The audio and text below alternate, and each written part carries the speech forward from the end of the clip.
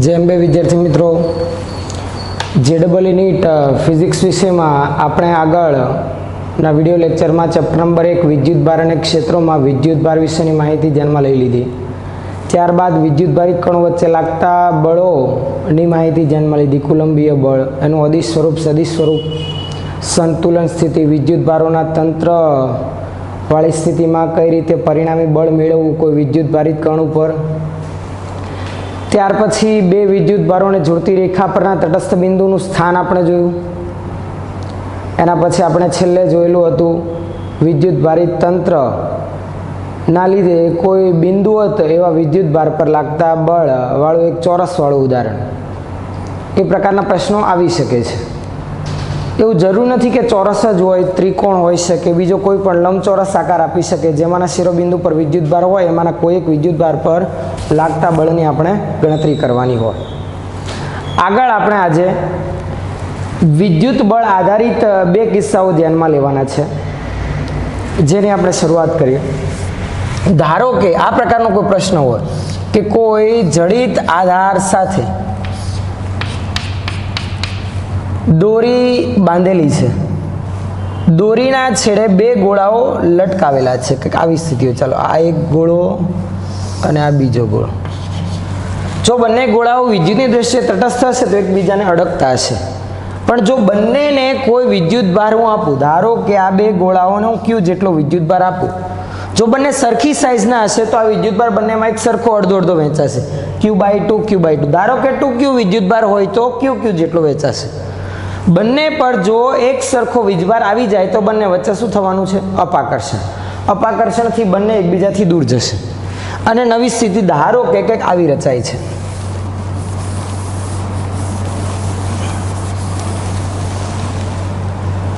બંને ગોળાઓ એકબીજા સાથે ધારો કે કંઈક થીટા ખૂણે ગોઠવાઈ ગયા,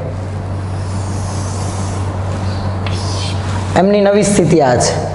ધારો કે આજે આપણે ગોળાઓ ધ્યાનમાં લીધેલા હતા, એમનું દળ કેટલું છે તેમ આપણે ધ્યાનમાં લઈએ તો કે ધારો કે એક ગોળાનું દળ m છે, બંને પરનો વિદ્યુતભાર એક સરખો, ધારો કે હું કેપિટલ Q ધ્યાનમાં લઉં છું, આના પર પણ કેપિટલ Q, આના પર પણ કેપિટલ Q, હમણાં આપણે વાત કરી તેમ, તથા બંને ગોળાઓ વચ્ચેનો જે ખૂણો તૈયાર થયો, ધારો કે આપણે 2θ ધ્યાનમાં લઈએ। 2θ એટલા માટે હું આ જ્યાં બે દોરીઓ બાંધેલી છે ત્યાંથી હું શિરોલંબ રેખા ધ્યાનમાં લઉં તો આ ખૂણો θ જેટલો થાય, જેથી ગણતરીમાં આપણે સરળતા રહે, હમણાં સમજવા ખાતર। બાકી તો તમને પ્રશ્નમાં કોઈ ઉલ્લેખ કરેલો છે તેમાં ખૂણો સીધો જ પહેલેથી આપી દીધેલો હશે કે બે દોરીઓ વચ્ચેનો ખૂણો 60 ડિગ્રી, 30 ડિગ્રી, 90 ડિગ્રી કે 120 ડિગ્રી પહેલેથી જ કહી દીધેલું છે કે આટલા ખૂણે બંને ગોળાઓ ગોઠવાઈ જાય છે, સંતુલન સ્થિતિમાં રહે છે। તો ધારો કે આ જે ખૂણો છે એ કેટલો હું ધ્યાનમાં લઉં? θ। દોરીની લંબાઈ ધારો કે L જેટલી છે, ગોળાનું દળ આપણે એમ ધ્યાનમાં લીધું। હવે આ ગોળા પર લાગતા બળો વિચારો ચાલો। એક તો દળ ધરાવે છે તો કયું બળ લાગતું જ હોય? વજન બળ mg। બીજું દોરીના છેડે બાંધેલો છે તો દોરીમાં તણાવ પણ ઉત્પન્ન થશે, દોરીમાં ઉદ્ભવતું તણાવ જડિત છેડેથી વિરુદ્ધ દિશામાં T જેટલું। બીજું આ પણ વિદ્યુતભાર ધરાવે, આ પણ વિદ્યુતભાર ધરાવે, બંને એક સરખો વીજભાર ધરાવે છે, સજાતીય વિદ્યુતભારો વચ્ચે શું થાય? અપાકર્ષણ। તો આ Q વિદ્યુતભારિત ગોળાના લીધે આ ગોળા પર કઈ દિશામાં વિદ્યુત બળ લાગશે? અપાકર્ષી વિદ્યુત બળ દૂરની તરફ આ દિશામાં। ધારો કે હું એને Fe વડે દર્શાવું છું તો આ ત્રણ બળો લાગશે। ચલો તણાવ બળ T ના આપણે ઘટકો વિચારીએ। જો આ ખૂણો θ હોય તો ખાસ ધ્યાન આપો તો આ પણ θ બનશે, જુઓ આ Z બને છે આ θ, તો આ પણ શું બનશે? θ। તો તણાવ બળ T ના ઘટકો જેની સાથે ખૂણો બનાવે તે ઘટક cos, તો આ કયો થશે? T cos θ। આ કયો થશે? T sin θ। પણ આ સ્થિતિમાં પણ ગોળા સંતુલનમાં છે, આથી સંતુલન સ્થિતિ માટે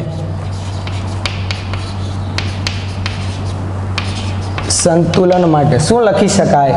T cos θ બરાબર mg અને T sin θ બરાબર Fe થતું હશે। સંતુલન માટે લખી રાખીએ T sin θ બરાબર Fe तथा शिरोलंब घटक एक बीजाने समतोलता हशे। T ટી કોસ થીટા બરાબર mg. ચલો બંનેનો ગુણોત્તર લઈએ આપણે. ટી સાઇન થીટાના છેદમાં T cos theta, T cancel, સાઇનના છેદમાં કોસ ટેન થીટા, અને જમણી બાજુનો ગુણોત્તર fe ના છેદમાં mg, જ્યાં તમને ખબર છે જ્યાં fe બરાબર બે વિદ્યુત ભારિત ગોળા વચ્ચેનું લાગતું વિદ્યુત બળ. ધારો કે આ બંને વચ્ચેનું અંતર ટોટલ હું x ધ્યાનમાં લઉં છું. કેટલા અંતરે બંને ગોઠવાઈ ગયેલા છે? x જેટલા અંતરે. તો fe બરાબર શું થશે કે q ઇન્ટુ q, વિદ્યુતભારનો ગુણાકાર આવશે ને, q સ્ક્વેર છેદમાં x સ્ક્વેર થશે. આટલું આ ખાસ ખ્યાલ આવી ગયો છે તમને, કેમ કે આ પ્રકારનો પ્રશ્ન લગભગ કંઈક દાખલામાં પણ તમે જોયેલો હશે. હવે પરિસ્થિતિમાં ફેરફાર કરવાનો છે. ધારો કે આપણને પ્રશ્નમાં એવું કીધું કે આ જે હવામાં સ્થિતિ હતી, આ કઈ સ્થિતિમાં આપણે ગોઠવણી કરેલી હતી? હવા, અથવા તો કહી શકાય શૂન્યાવકાશમાં જે ગોઠવણી હતી એને ઉચકીને આપણે કોઈ પ્રવાહી માધ્યમમાં રાખીએ છીએ કે જે પ્રવાહી માધ્યમનો આપણે વાત કરીએ ઘનતાનું મૂલ્ય ધારો કે ρ જેટલું છે, અને પ્રવાહી માધ્યમનો ડાઇલેક્ટ્રિક અચળાંક ધારો કે k જેટલો છે. એટલે હવે આપણે આની આ જ સ્થિતિ ક્યાં ધ્યાનમાં લેવાની છે? પાણી અથવા તો કોઈ પણ દ્રવ્ય માટે ઉલ્લેખ કરી રાખીએ. ચાલો પ્રવાહી એમ લખી રાખીએ. કોઈ પ્રવાહી માધ્યમમાં રાખેલ છે જેની ઘનતા ρ જેટલી છે, લખી રાખું છું અહીંયા કૌંસમાં, જેની ઘનતા ρ જેટલી છે તથા ડાઇલેક્ટ્રિક અચળાંક k જેટલો છે, અને ડાઇલેક્ટ્રિક અચળાંક કોના જેટલો છે? k જેટલો છે. આવા માધ્યમમાં આની આ સ્થિતિ ઉચકીને આપણે મૂકી દીધી. તો હવે પરિસ્થિતિ શું બનશે? જુઓ, જડિત આધાર એનો એજ, એના એજ ગોળાઓ, એના પરનો વિદ્યુત ભાર પણ એનો એજ છે, એની એજ દોરી એટલે લંબાઈ પણ l જેટલી જ. પણ હવે આ સમગ્ર પરિસ્થિતિ આપણે ક્યાં રાખેલી છે? પાણીમાં. ધારો કે પાણી ભરેલું એક પાત્ર આકૃતિ સ્વરૂપે આપણે દર્શાવી રાખીએ.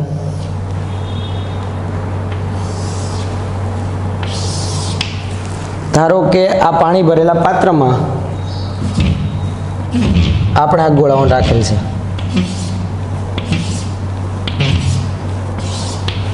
આ પાણી છે એટલે કે પ્રવાહી, જે આપણે ધ્યાનમાં લેવાનું છે. ચલો, દોરીના છેડે બે ગોળાઓ સમાન વીજભાર થવાથી બંને વચ્ચે અપાકર્ષણ અનુભવાશે.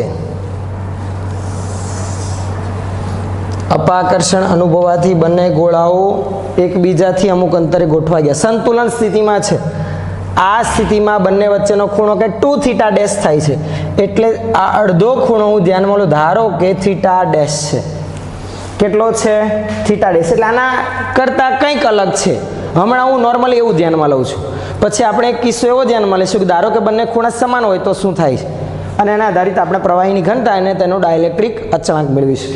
તો આ ખૂણો ધારો કે થીટા ડેશ છે, એટલે કે બંને દોરી વચ્ચેનો ખૂણો ધારો કે 2 થીટા ડેશ થતો હોય તો એક દોરીએ શિરોલંબ સાથે બનાવેલો ખૂણો કેટલો થશે? Theta dash. આ અંતર ધારો કે x જેટલું જ છે તેમ આપણે ધ્યાનમાં લઈએ. પેલો ખૂણો બદલાતો હોય ધારો કે x માં પણ ફેરફાર થતો હશે. x ના બદલે ધારો કે હું x ડેશ ધ્યાનમાં લઉં. જો આ થીટા ડેશ થીટા જેટલો હશે તો એ અંતર પણ x જેટલું જ હોવાનું છે. આપણે આગળ જતા પરિસ્થિતિ એવી જ ધ્યાનમાં લેવાના છીએ. ચાલો, હવે દોરીમાં ઉદ્ભવતું તણાવ તો કે પહેલા કરતાં બદલાશે. પ્રવાહીમાં કોઈ ગોળો હોય તો તણાવ બળ પહેલા કરતાં ઓછું અનુભવાય. આપણે નોર્મલી દોરીના છેડે ગોળો લટકાવેલો તો સમગ્ર વજન બળ આધારિત દોરીમાં તણાવ બળ ઉત્પન્ન થાય. જ્યારે પ્રવાહીમાં ડૂબાડેલો હોય તો એવા કિસ્સામાં ઉત્પ્લાવક બળના લીધે તણાવ બળની માત્રામાં શું થશે? ઘટાડો. તો એક તો જે આ બળ વજન બળ mg હતું એ તો ખરું જ. તણાવ બળ જે t હતું એ પહેલા કરતાં કંઈક ઓછું થયું હશે, એટલે હું એને t' વડે દર્શાવું છું. બીજું, આ બે ગોળા વચ્ચેનું અપાકર્ષી વિદ્યુત બળ આ તરફ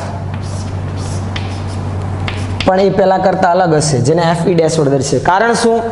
એના એ જ બે ગોળાઓ હવામાં નથી, શૂન્યાવકાશમાં નથી, કોઈ પ્રવાહી માધ્યમમાં છે જેનો ડાઇલેક્ટ્રિક અચળાંક k છે. તો તમને એટલો પણ ખ્યાલ આવી ગયો છે કે આ fe' કોના જેટલું છે? તો કે હવામાં જે લાગતું હતું એના કેમાં ભાગનું. જો અંતર એનું એ જ હોય તો સપોઝ ધારો કે અંતર એનું એ જ છે, આ થીટા ડેશ એ ઉપરના થીટા જેટલો જ છે તેમ આપણે ધ્યાનમાં લઈએ. ચાલો થીટા ડેશના બદલે હું થીટા જ લઈ લઉં છું. એટલે અંતર x જ થવાનું છે. તો તણાવ બળ T' ના પણ બે ઘટકો મળશે, જેની સાથે ખૂણો બનાવે તે ઘટક cos. તો T' નો શિરોલંબ ઘટક T' cos થીટા અને એક સમક્ષિતિજ ઘટક T' sin થીટા. અહીંયા એક બળ એક્સ્ટ્રા લાગશે, જે કયું આપણે વાત કરીએ પ્રવાહીમાં ગોળાઓ હોવાથી ઉત્પ્લાવક બળ ઉર્ધ્વ દિશામાં, જે કોના જેટલો છે તમે આગળ 11મા ધોરણમાં ભણીને આવ્યા આર્કિમિડીઝના સિદ્ધાંત અનુસાર. કોઈ પ્રવાહી માધ્યમમાં કોઈ પદાર્થને ડૂબાડવામાં આવે તો તેના પર લાગતું ઉત્પ્લાવક બળ એ પદાર્થે ખસેડેલા પ્રવાહીના વજન બળ જેટલું ઉત્પ્લાવક બળ ઉર્ધ્વ દિશામાં લાગવાનું છે. ધારો કે ખસેડેલા પ્રવાહીનું વજન બળ દળ એનું m0 છે, તો વજન બળ કેટલું થશે m0 × g. ધારો કે ગોળાનું કદ v જેટલું છે, અહીંયા નોંધી રાખીએ. ધારો કે ગોળાનું કદ કેટલું છે v જેટલું છે, તો આ m0 × g માં દળ બરાબર ઘનતા ગુણાકારમાં કદ આધારિત આપણે લખી શકીશું. હવે અહીંયા પણ સંતુલન સ્થિતિ ધ્યાનમાં લે. આ પરિસ્થિતિમાં પણ બંને ગોળાઓ વચ્ચેનો જે ખૂણો થઈ છે 2θ એ બદલાતો નથી. સંતુલન સ્થિતિમાં બંને ગોળાઓ રહેલા છે. તો સંતુલન સ્થિતિ માટે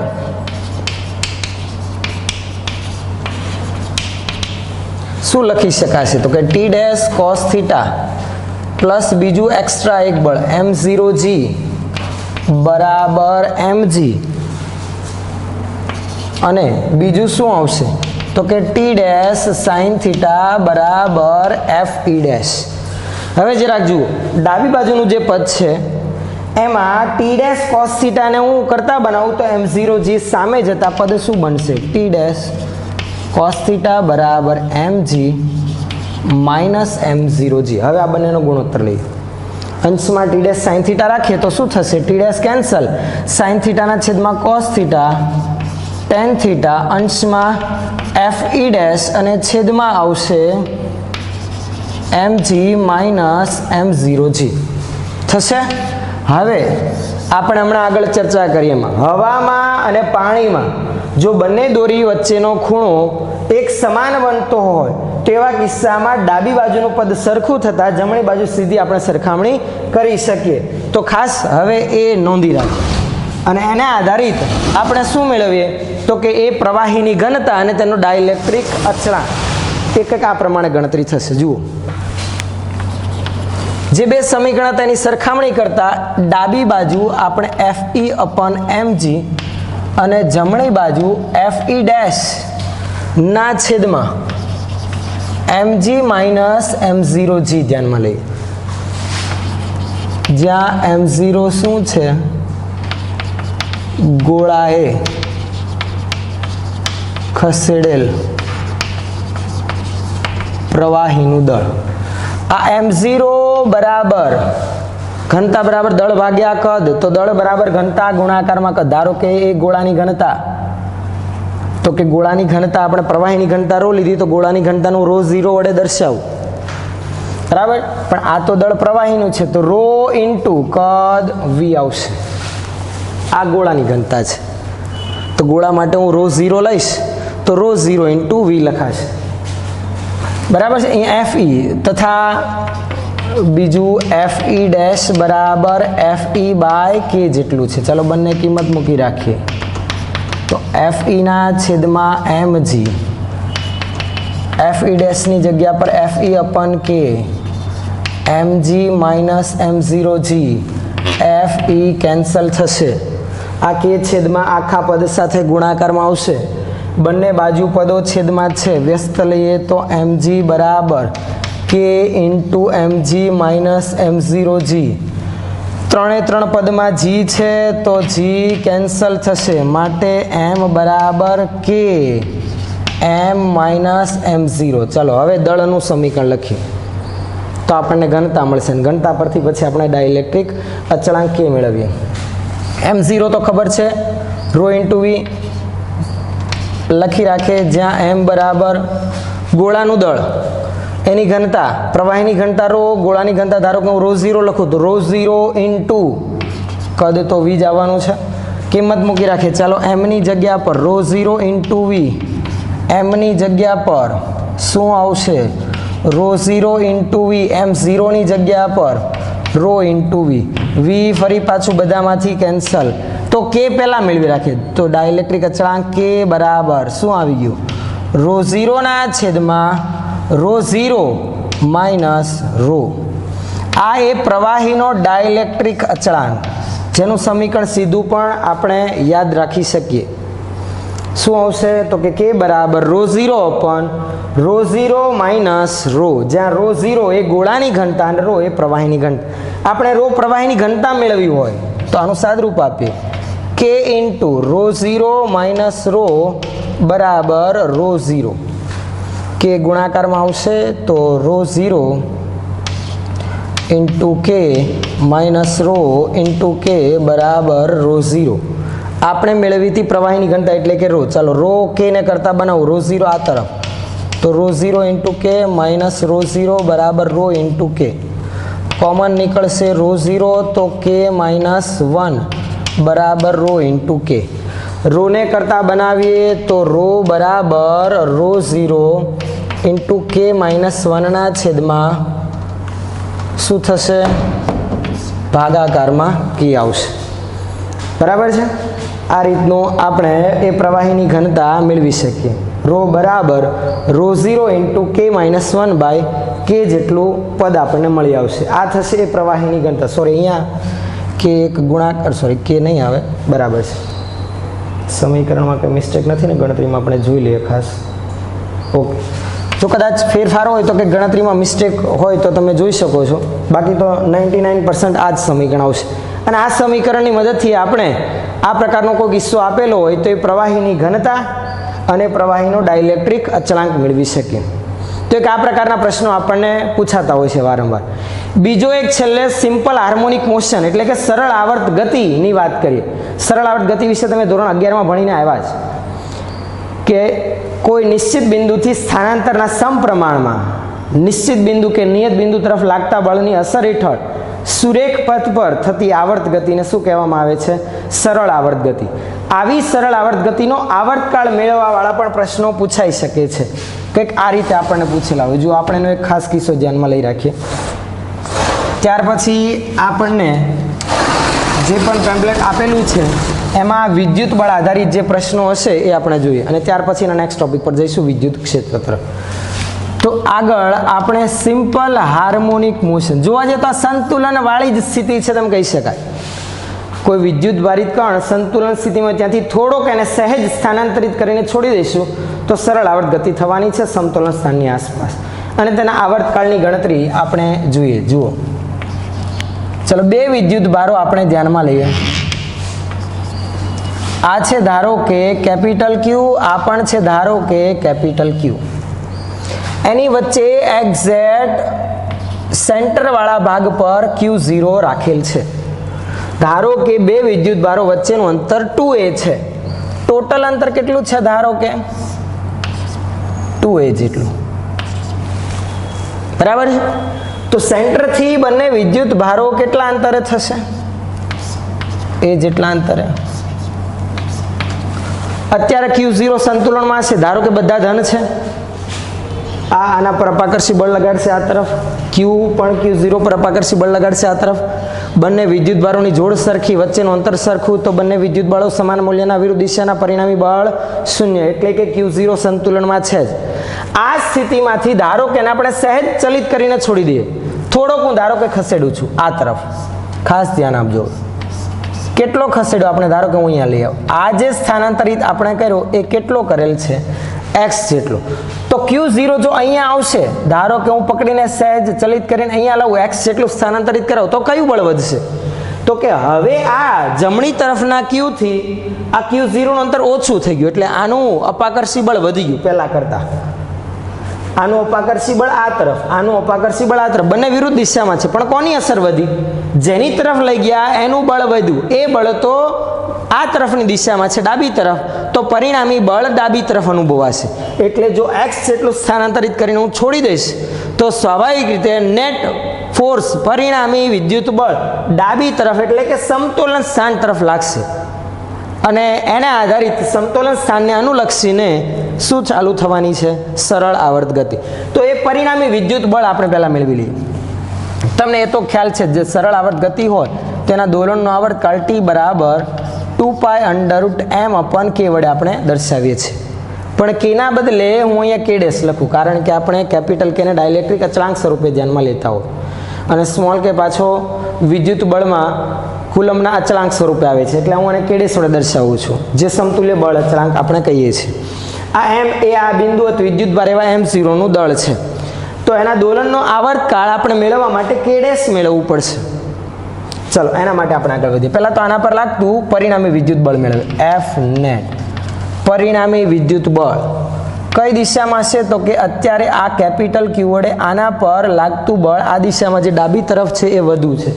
ચલો અલગથી દર્શાવી. આ એ 2 નંબરનો વિદ્યુત ભાર, ચાલો, અને આ કયો છે? 1 નંબરનો વિદ્યુત ભાર. તો આ F2, આ Q વડે લાગતું બળ આ તરફ, આ F1. મેં F2 ની લંબાઈ વધારે દર્શાવ્યું, કારણ એ બળ વધુ છે, કેમ કે એ તરફ ખસેડેલ છે એટલે અંતર ઓછું થવાથી, બરાબર. તો F2 માંથી F1 ને બાદ કરું એટલું પરિણામી વિદ્યુત બળ લાગશે, એટલે F નેટ બરાબર F2 - F1. F2 એટલે કોના વડે લાગતું બળ? આ કેપિટલ Q વડે Q0 પર લાગતું બળ. ચલો કેપિટલ Q એના વડે Q0 પર લાગતું બળ બનાવો સમીકરણ. કુલમનો નિયમ K કેપિટલ Q વિદ્યુતભારનો ગુણાકાર Q0 છેદમાં અંતર, આ x જેટલું ખસેડેલું છે એટલે અંતર હતું એ એમાંથી x બાદ થયું તો અંતર થશે, સોરી, અંતર હતું એ એમાંથી x બાદ થયું તો a - x2. ચલો F1, હવે આ a જેટલા અંતરે હતા એમાં x જેટલો દૂર ખસ્યો એટલે અંતર હવેનું થયું a + x, તો -k કેપિટલ Q Q0 છેદમાં a + x2. ચલો સાદરૂપ આપીએ કે કેપિટલ Q Q0, પહેલા પદમાંથી કોમન નીકળશે k કેપિટલ Q Q0, તો બાકી રહેશે a - x2, બીજામાં a + x2. લસા લઈએ આપણે તો k capital Q Q0 a + x2 ના છેદમાં આ બંનેનો ગુણાકાર લસા આવશે a - x2 into a + x2 minus a - x2. આ દરેકને ખ્યાલ આવતો હશે. ચલો આગળ, k કેપિટલ Q Q0, આનો સાદરૂપ આપીએ a² + 2ax + x2. આમાં -a² વચ્ચે માઇનસ આવશે, માઇનસ પ્લસ 2ax અને છેલ્લે -x2 ઋણ નિશાની અંદર આપતા છેદમાં આવશે. જુઓ a - x a + x એટલે કે a² - x² આખાનો વર્ગ, કેમ કે બંને પદનો વર્ગ છે. આમાં શું નીકળશે? x² જાય, a² જાય, શું વધે? કે capital Q Q0 2ax total 4ax ના છેદમાં a² - x² આખાનો વર્ગ. આ પરિણામી વિદ્યુત બળ મને મળી આવ્યું. હવે આપણે વિચારીએ તો આ જે x છે આપણે દર્શાવ્યું થોડુંક મોટું, પણ બે વિદ્યુત ભારો વચ્ચેના અંતરની સરખામણીમાં x એકદમ નાનું સ્થાનાંતરિત કરીને પણ આપણે છોડીએ તો પણ સરળ આવર્ત ગતિ એટલે સમતોલન સ્થાન તરફ પરિણામી બળ લાગવાનું છે.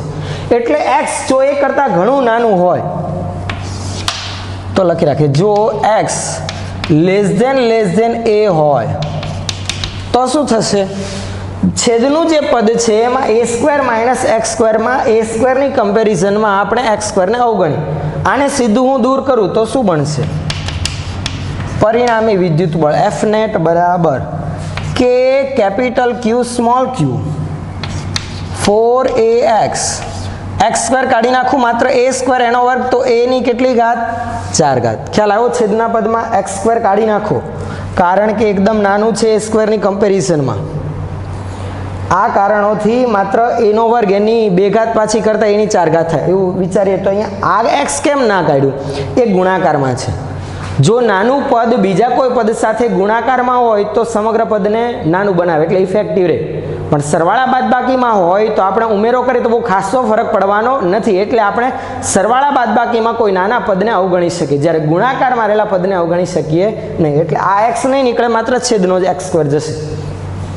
હવે એક એ કેન્સલ થઈ જાય તો કે capital Q small q, sorry અહીંયા Q0 છે, હા,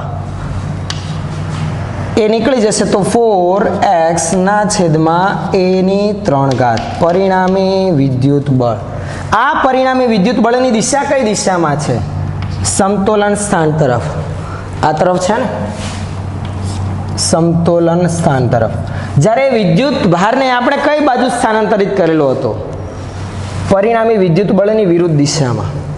તો સરળાવર્ત ગતિમાં એ જ પ્રકારે થાય. સમતોલન સ્થાનથી વિરુદ્ધ તરફ નાનું એવું સ્થાનાંતર કરીને છોડી દેતા પરિણામી વિદ્યુત બળ સમતોલન સ્થાન તરફ લાગે છે, જેના થકી જ એ સમતોલન સ્થાનની આસપાસ આવર્ત ગતિ થતી જોવા મળે છે, જેને આપણે સરળાવર્ત ગતિ કહીએ છીએ.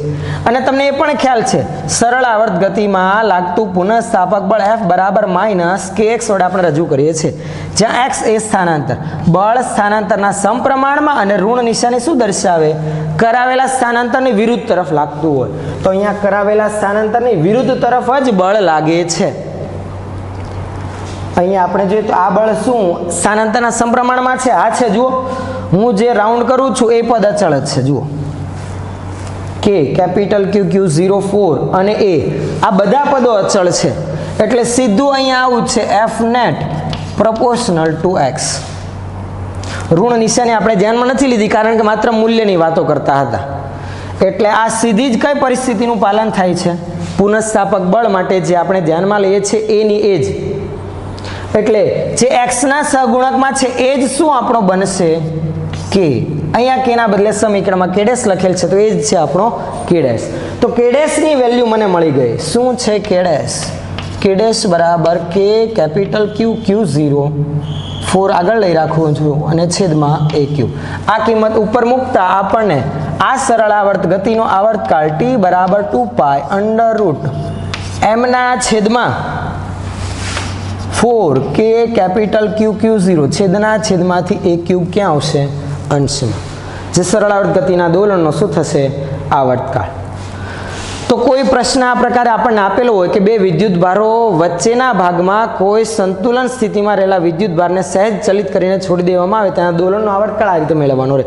એક જ વસ્તુ સિમ્પલ હાર્મોનિક મોશન સાબિત કરવા માટે કે એના દોલનનો આવર્તકાળ મેળવવા માટે આપણે બળ અચળાંક k લખેલો હોય તો એ જ મેળવવાનો રહે. એના માટે સમતોલન સ્થાન તરફ લાગતું પરિણામી વિદ્યુત બળ જ મેળવવાનું રહે. એ મળે એટલે સ્થાનાંતરના ગુણાકારમાં જે પદ હોય એ આપણો અચળાંક બને, જેને મૂકતા એ સરળ આવર્ત ગતિના દોલનનો આપણને શું મળી જાય? આવર્તકાળ મળી જાય. તો હવે જ્યારે આપણે નેક્સ્ટ મળીશું ત્યારે માત્ર વિદ્યુત ભાર વચ્ચે લાગતા વિદ્યુત બળ આધારિત એટલે કે કુલમ્બના નિયમ આધારિત જે પણ પ્રશ્નો આપણા પેમ્પલેટમાં ધ્યાનમાં લીધેલા છે એ ધ્યાનમાં લઈશું અને ત્યારબાદ નેક્સ્ટ ટોપિક પર આપણે આગળ વધીશું. તો ખાસ જે આપણે માહિતી ધ્યાનમાં લીધી એ તમે નોટબુકમાં નોંધી રાખો.